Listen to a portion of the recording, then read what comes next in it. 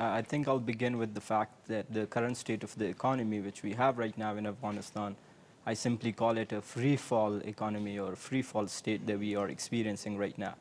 And it is the result of the cruel sanctions imposed on Afghanistan and also some policy actions by the IEA, the new or current government of Afghanistan.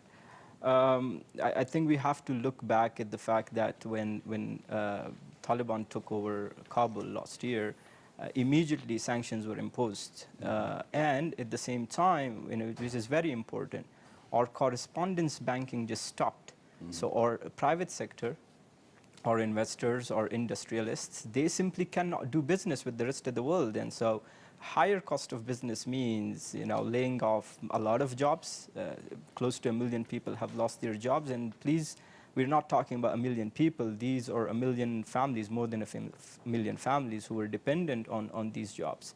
And particularly mothers and babies who are affected. Another setback that has received, I think, is by the labor market. We do not have anything to offer to the 600,000 young people that are coming into the job market every year. Yes. So there are limited opportunities, and you can see a brain drain for a justified reason or economic migration for the justified reasons. Businesses, young innovators, founders, startup owners, businesses led by women, artists, artisans, all are trying to leave Afghanistan and have left Afghanistan in quite a significant number over the last year just because we have economic issues. So I believe that we do not have resource shortages. In fact, it is the inability of Afghans to have income levels, to have jobs in the current situation.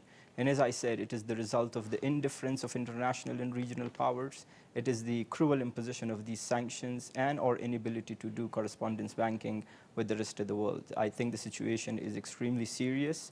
There is a liquidity crisis right now happening in Afghanistan, and if certain concrete actions are not taken by all parties involved, we will be witnessing a very worse or dire situation in the coming future as well.